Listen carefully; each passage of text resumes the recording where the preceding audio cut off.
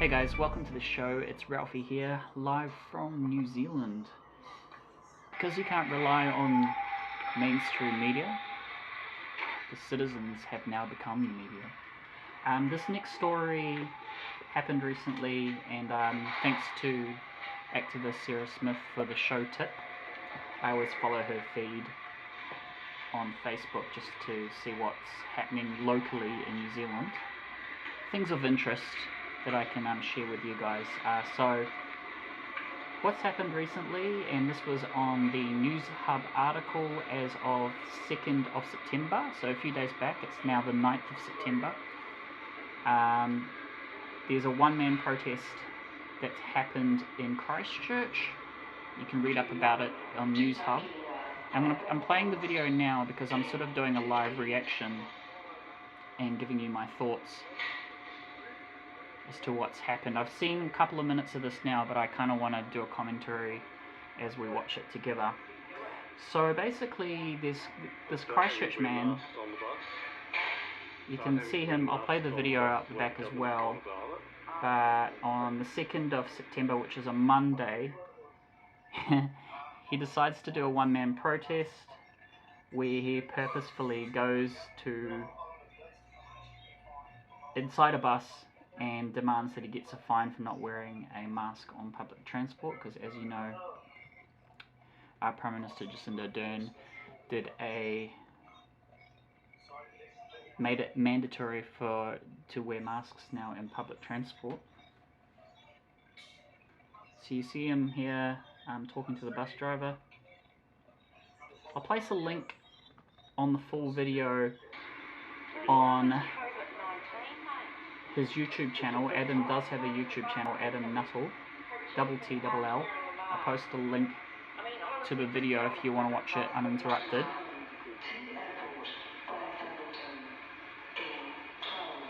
So here he is. He's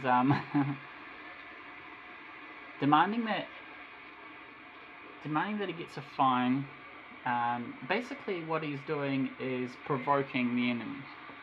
I like strategies like this because, as I mentioned before, there are a couple of strategies to kind of fight back peacefully, and I quite like the Robin Hood / pirate strategy where we're always taunting, and it's sort of like a leaderless movement where just pockets of resistance are happening. And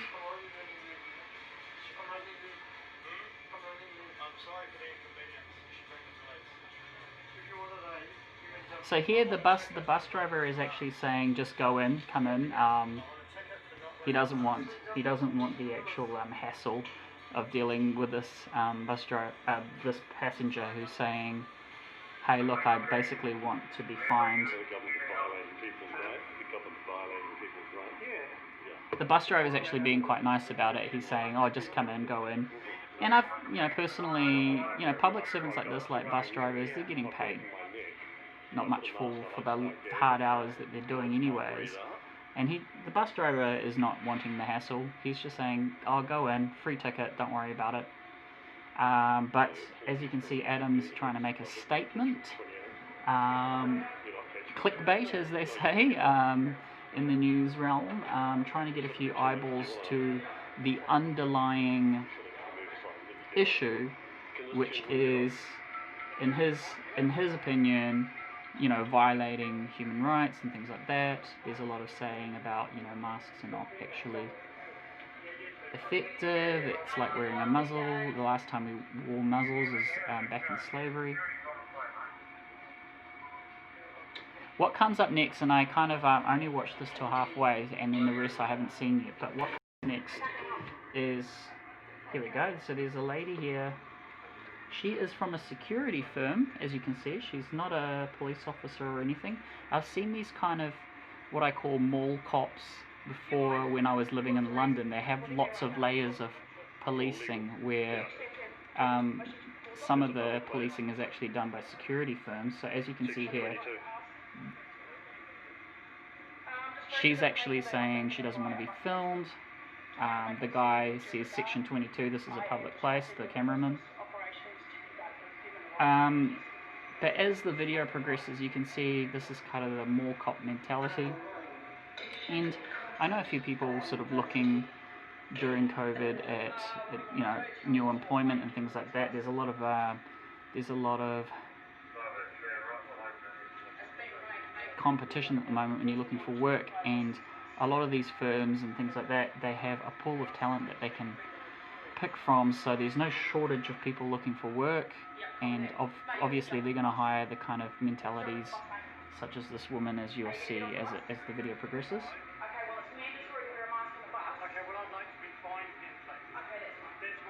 It's mandatory to be wearing a mask on the bus. So I'm going to turn the volume a little bit down so I can actually get some proper commentary here.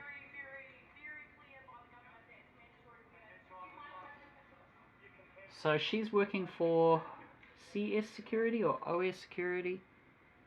Okay, so she's got no legalities in an open world, or in a real democratic world, to be enforcing things. And I've seen this in London firsthand, where you have policing done by security firms.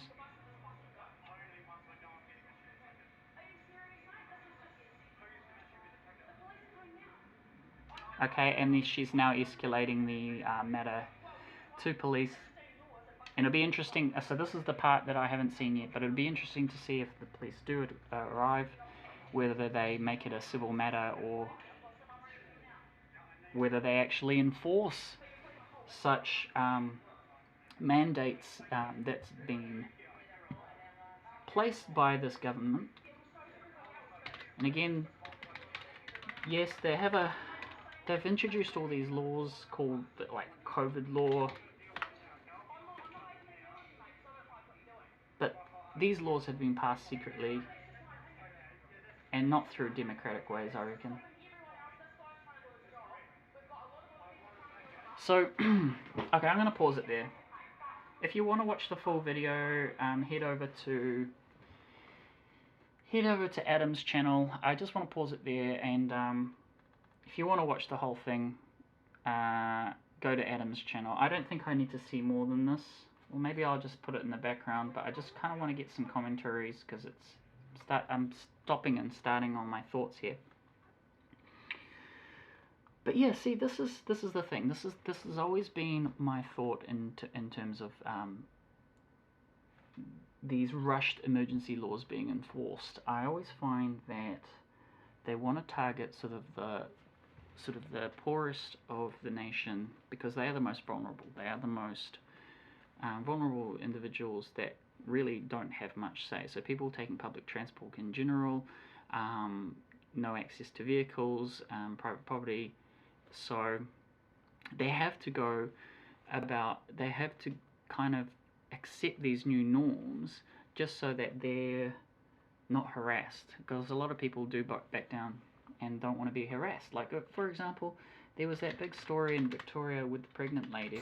A young mum arrested in her home over a Facebook post has accused Victoria Police of being heavy-handed. Officers allege Zoe Bueller was planning an anti-lockdown protest, but the 28-year-old says she has no idea she was breaking the law. Reid Butler met her. Zoe Bueller was smiling today, but her alleged crime is being taken very seriously. I didn't realise that I wasn't allowed to. Come on, don't take me for a fool.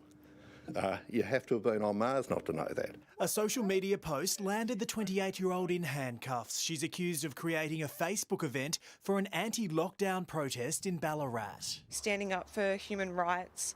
The post was enough for police to be granted a warrant to enter the miner's rest home. What's this? Ultrasound in an hour. Yeah, she's pregnant. Obviously you're told not to stress out or strain, so I think I'm only 6-7 weeks pregnant. The optics of arresting someone who's pregnant is terrible. We're absolutely satisfied that in those circumstances the members behaved appropriately. The mother of two was charged with incitement. I'm still yet to know exactly what that means. It's an act of encouraging others to commit an offence, in this case a public gathering in regional Victoria's Stage 3 lockdown. Certainly not our preference to have to be out doing this, but it is work that needs to be done. It's the job that's been given to the police. I do think they were too heavy-handed. The cleaner was released from custody late last night. As part of her bail conditions, she can't go to Ballarat CBD or post on social media. Her devices have also been seized.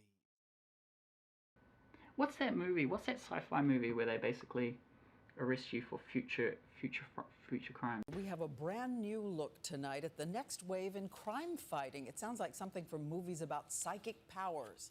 A police force able to figure out what criminals are going to do in advance.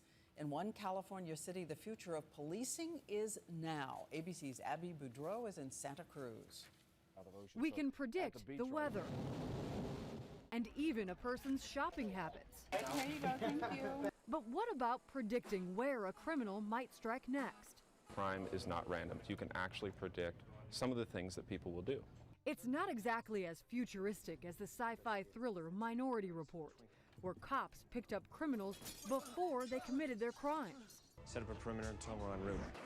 Police in Santa Cruz, California are getting closer to the sci-fi future using this algorithm, a complicated math equation similar to the one that predicts earthquake aftershocks to predict crime. The map is updated every day. The system tracks and pinpoints crimes up to the minute, then spits out detailed maps, a daily forecast showing where new crimes are most likely to crop up. Have a look into that story yourself. But basically, I find it interesting. There's the reason why I mentioned this pregnant lady is she mentioned there's an interview afterwards which the reporters ask her, do you think you'll carry on with your activism? And she basically says, oh no, I'm done with activism because she doesn't, it's like fear-mongering in her words. So what was your reason for putting up the post and wanting to do the silent protest? Why did you do that? Well, for one, sorry about my bimbo moment, I didn't realise that I wasn't allowed to. And I did kind of want to protest in Melbourne, but obviously I knew I wasn't allowed to do that.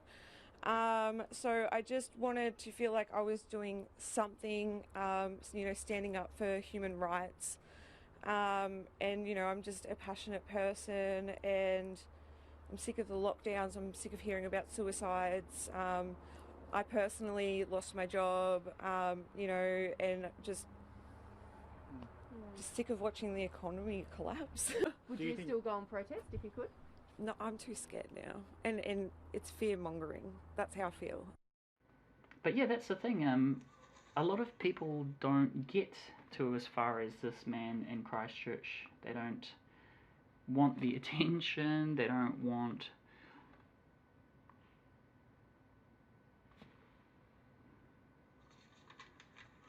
Alright, just sent the driver, hey buddy, thanks very much. You agree? Yeah mate, that's it, the cops are not going to show, so... Okay, interesting. I'm just watching this Adam video, the cops are not going to show. Thanks very much, you take care, eh? So the bus driver is... All over. So, did he get a fine? No, he didn't. Thanks for your time, buddy. Looks like it's not enforceable. You can have your bus fare. Thanks very much. It's not forcible, so you can have your bus back. It's an interesting protest. It's an interesting protest, and again, Dusted, mate. good on you, Adam, because it's what it's doing is How bizarre. it's questioning the narrative. I always find with politics, we've never really graduated from the kindergarten mentality where you have the bullies, like I always say, the Angelicas off from Rugrats, telling the others what to do. And so yeah, I think that's a successful statement there by Adam. Major police surrounding. Oh, actually, here we go. He's now being approached by police. I'll just play that in the background because I'm curious to see what happens. But what I find is whether it, progresses as a civil matter or whether it escalates to things like, UK is the most corrupt, I reckon. I've seen the police there are very aggressive. There's a man that basically stands up for his right for not wearing a mask in a train, and he gets arrested for that. The clip I will find and play.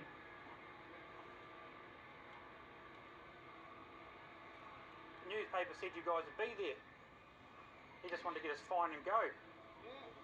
So here's the thing with fines. What's happening is you're basically, I think, in my opinion, fines are a way to fund what the agenda is, because it's the whole vertical integration that's the trickle up. So you're basically, even though you're against it, you're funding that agenda, whether it's Agenda 2030 or whatever, by paying fines. Are these fines lawful in a democratic world?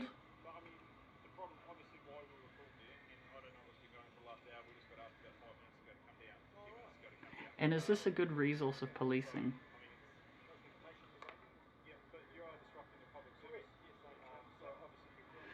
I mean, I agree with that police officer there. He's disrupting a public service, so it's no better than saying during a roadblock and disrupting traffic.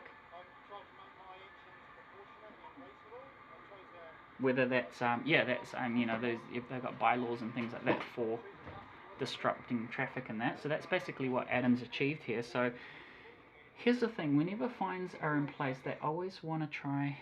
And there's a good video online from a lawyer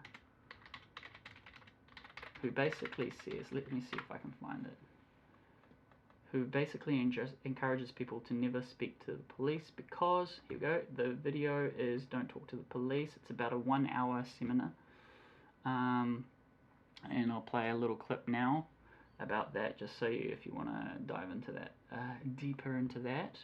But it's this guy who does a seminar for the Regent University School of Law. His name's James Duane. He gives viewers startling reasons why they should always exercise their Fifth Amendment rights when questioned by government officials. And the bulk of his talk is basically don't talk to the police, because what you're doing is you always have that saying where it's like everything you say and do will be used against you in a court of law. So it's always against you. Anything you say will be used against you. So they'll always find a way to get you in the end. So the newspaper was lying. So the newspaper was lying. Have a look at that talk from Professor James Duane, because he makes some great points on that. So he talks about how, you know, the Fifth Amendment provides no person shall be compelled in any criminal case to be a witness against himself. Have a look at that video, and I'll post a link to James's 1-hour seminar. But here it goes as to reasons as to why you should never talk. Because you're basically acting against yourself, you know.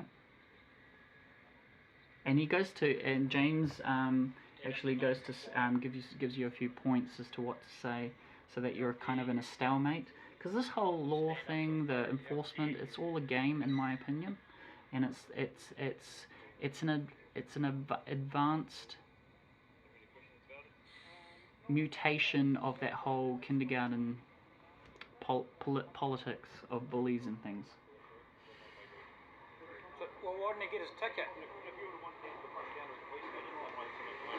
So in general, I mean, I've lived in London. In general, I believe, this is an opinion thing, that the New Zealand police are a lot nicer than, say, somewhere like England, where I lived for a year and a half, because in England you will actually see tiers of policing, whereas in New Zealand you basically have just the police and then the military police, which I haven't seen much of in New Zealand.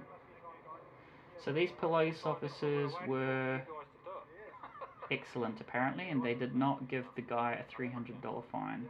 So a lot of these guys, and I know a few people in the force, a lot of these are just the same as us. They're boots on the ground.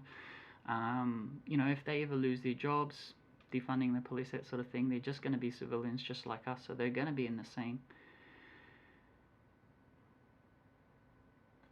same page as everyone else, but I just thought, anyways, my mind is all over the place because there is just so much happening in the world, and I always find that everyone's got their own talents, everyone's creative in how they want to express themselves.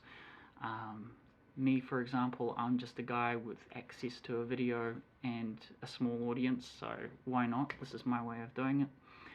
But everyone's creative, so Adam, that was a really creative way of making a point. We wanted to see if this $300 fine, this mandate introduced by Jacinda, when was it introduced? He wanted to see if it will be enforced. Let's see, Jacinda, public mask. I believe it's only a week ago. Okay, so it was announced on the, and this is according to News Hub, 31st of August. So it's only been a week. From Monday, August 31st, people won't be able to access public transport or ride-sharing transport, including Ubers, without a face covering or a mask. This is according to News Hub. Ardern says this isn't a decision we took lightly, but we know masks protect you and the people around you. They limit the chance of COVID-19 spreading in places that is often harder to distance yourself to trace people. Ardern is a politician. She's not a doctor. In the meantime, we again urge everyone in Auckland to wear face coverings when in public, generally as we have continued to urge over the past week. Ardern says the decision was made given the recent transmission of COVID-19 on public transport. So all this dilemma and things like all this theatre was due to, because New Zealand was actually out of lockdowns for about 108 days, and then we went straight back to level 2 because of 4 Aucklanders that got tested positive, and I can go for hours about that, the testings themselves, because apparently a lot of them testings aren't accurate. Oh man, mine's all over the place, because the thing is, how do you center your thoughts when there is just so much going on in every angle? And I think that is done by purpose, because it's like stunning your enemy, and that's done on purpose. The act of war, that's done on purpose so that we the public are basically, we can't even think straight anymore.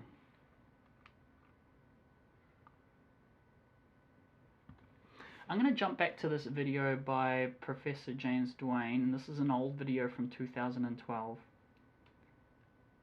I definitely recommend, here we go, this is great. Why I should never talk to the police, the top 10 reasons. 1, there is no way it can help. You can't talk your way out of getting arrested. You can't give them any information that will help you at trial. See Federal Rule of Evidence 801D2A, so this is an American thing.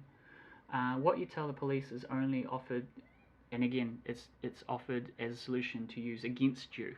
Against you. So that's reason number 1.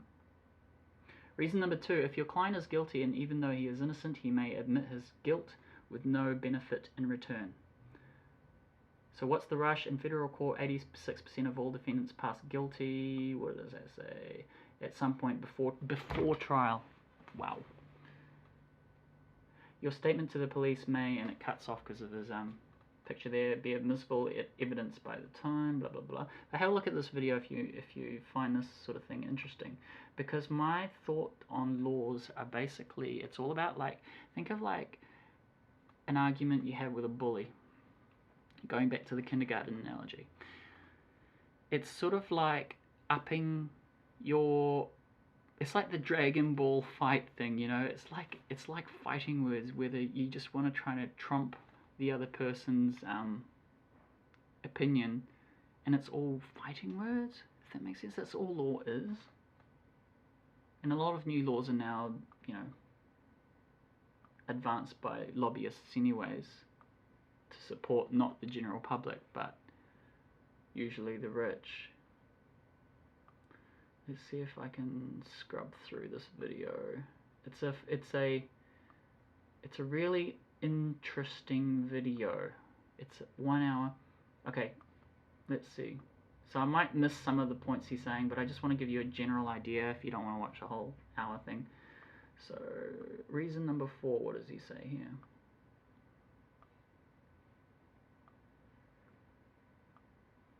Even if your client is innocent and only tells the truth, he will always give the police some information that can be used to help convict him. And then throughout history, man, there's been all sorts of jailings, whether you're a political prisoner, whether you're the debt prisons of medieval times. It's not always fair, but it's whoever's in power at the time that enforces these laws of the time. And a lot of laws of the past are actually so insane that you think, how was that a law? So how is today any different? Today is basically we're repeating history, but the only thing different this time is we have technology to communicate very quickly and warn others. I spoke about this at a Mike Martin's show, Mike in the Night. He's a video YouTuber from Canada, the voice of Commonwealth. He's a great YouTuber. I spoke on his video and I said, we got to warn other people, like other countries, like smoke signals, you know? That's what it's all about. This is all I'm trying to do with these videos. I don't know if they're going to be popular or if anyone's going to watch them, but it's just my way to express what's happening. Because if I don't express myself, then it all becomes like a boiling thing inside me, you know?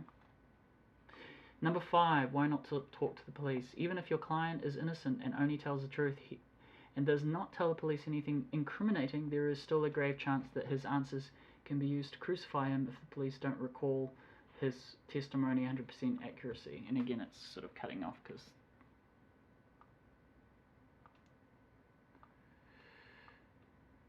so it's 5 reasons, it's halfway there.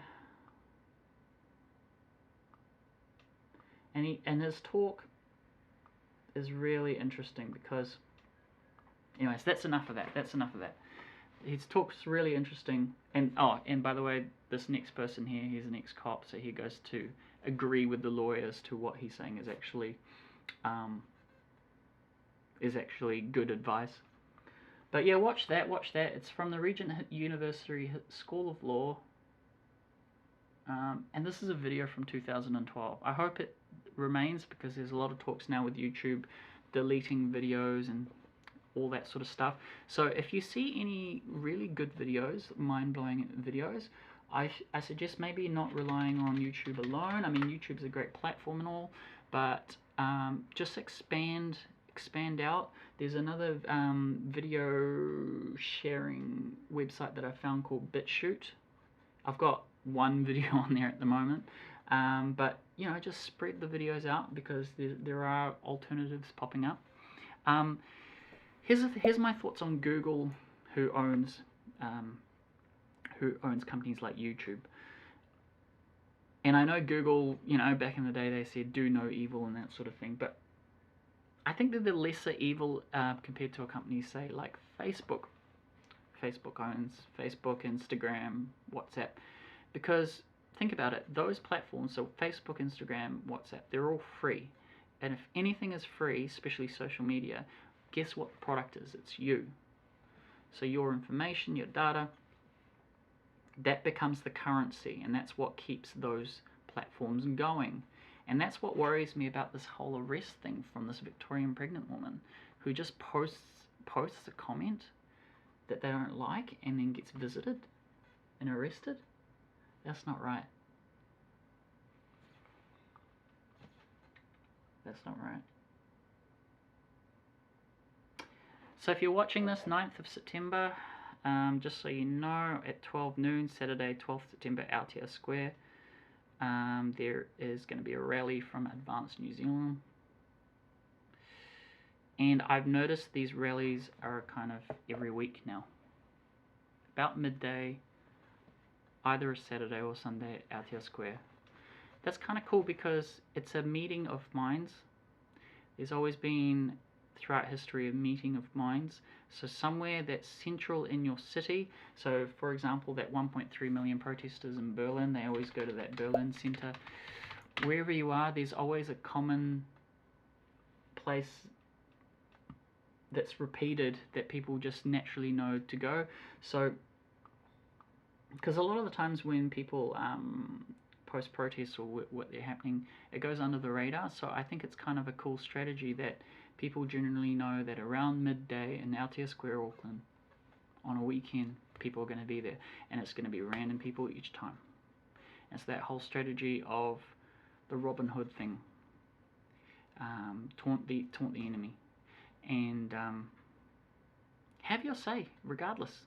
It's freedom of speech, right? Have your say even if your voice is shaking. So have I covered everything I wanted to talk about? So I just want to talk about that my reaction to Adam's protest, which I thought was really interesting. The mask mandate. Are there any mask mandates in public spaces in your city? I'm going to play you a quick clip that I filmed today on my phone. I'll play it right now. Of me. I was in Otara today when I was on my break.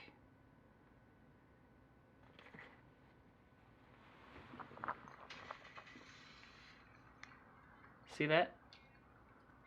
So that's the COVID testings.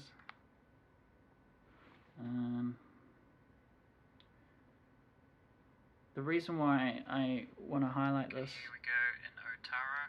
They do testing stations like this, which are pretty pop-up. And I notice it's done in the poorest areas first. So, yeah.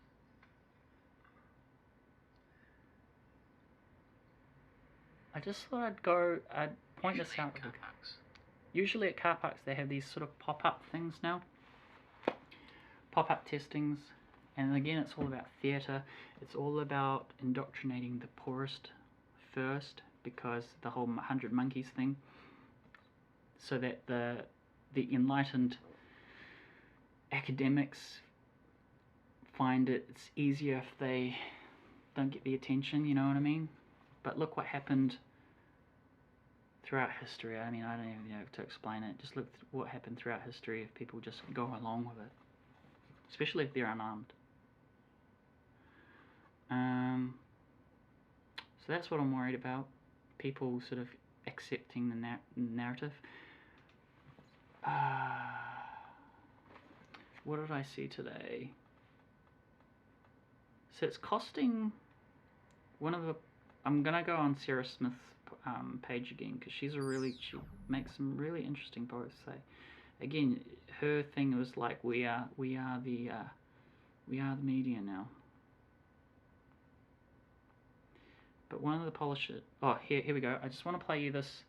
This is the video. Challenge me either. It's against the law to challenge me. Yeah, it's against the law to challenge me as well. I'm not getting off. Come on. John! Who the fuck do you think you're grabbing? Who the fuck do you think you're grabbing?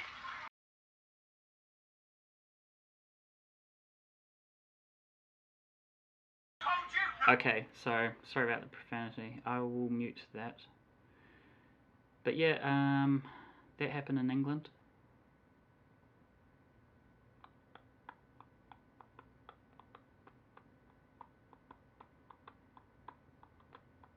Mall cops.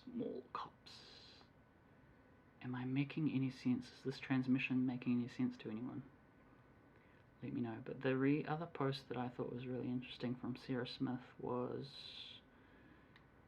I think it was one of the politicians that was saying it was 2.4 million costing us every day to be locked in level 2. Just want to get my facts straight, you know.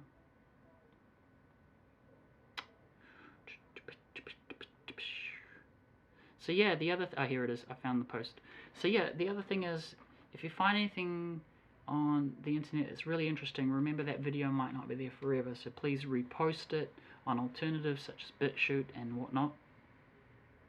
But here we go.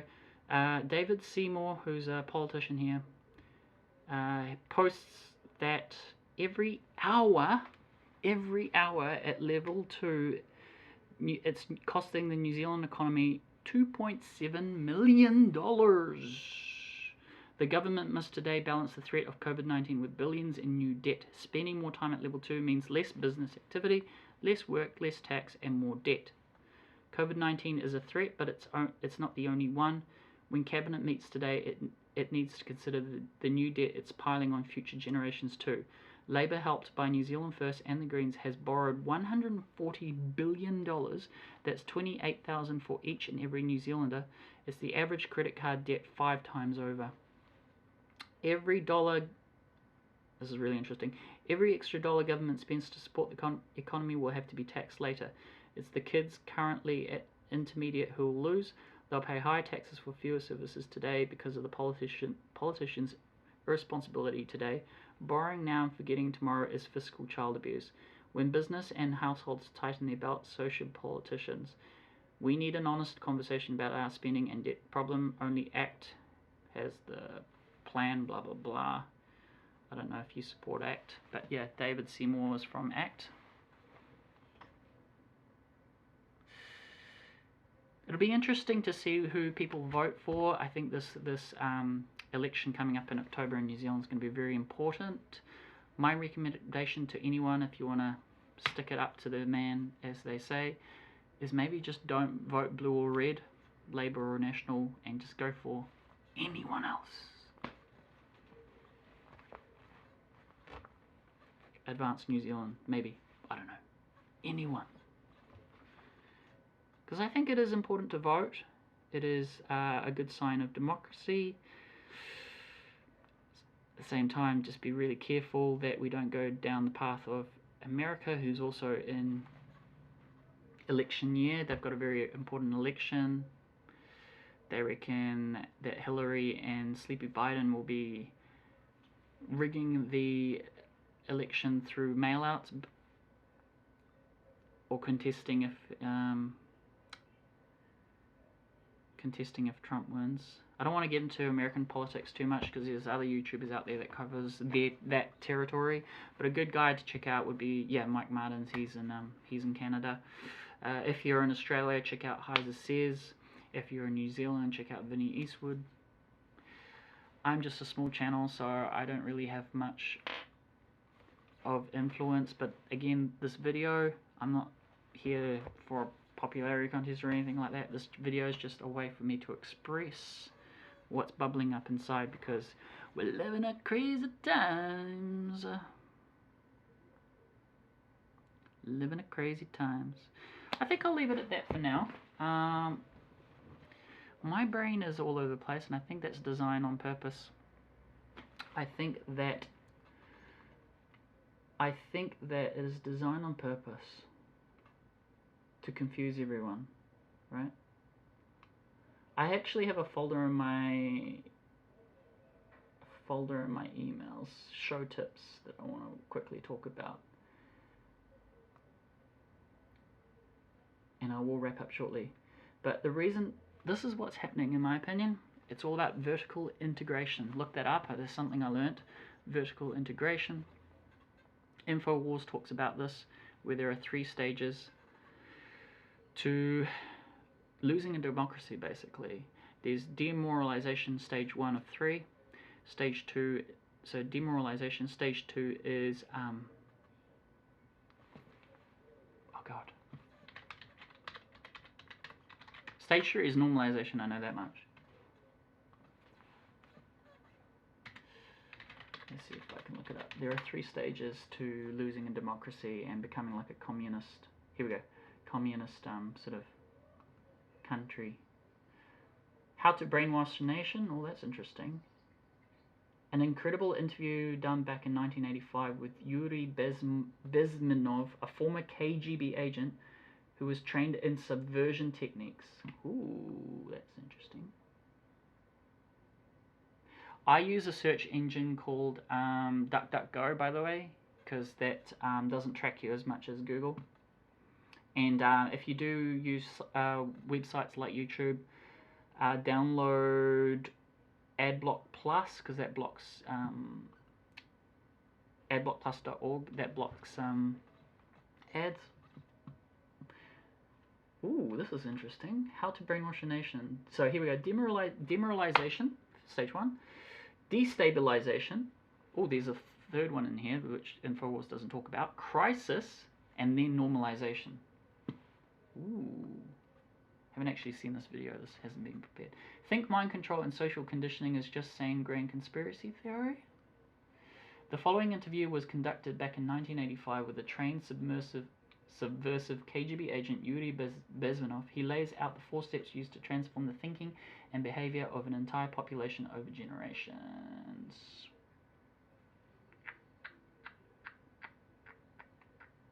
Okay, cool.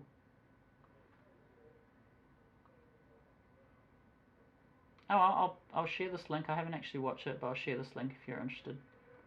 I'll share it in the comments. But yeah, a lot of people talk about this, so in my opinion, this is all about vertical integration.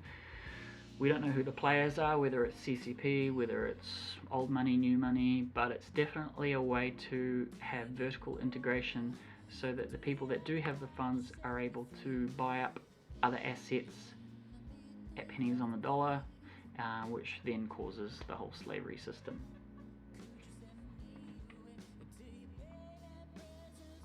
So I think that's what's happening. I mean, the COVID thing is a real threat, but it's being politicized. And even so, I've seen that the COVID threat is something like 0.0004% fatality. I could go on for hours, 40 minutes. I'll leave it at that, guys. What do you think of this video? Let me know, comment below. Bye for now.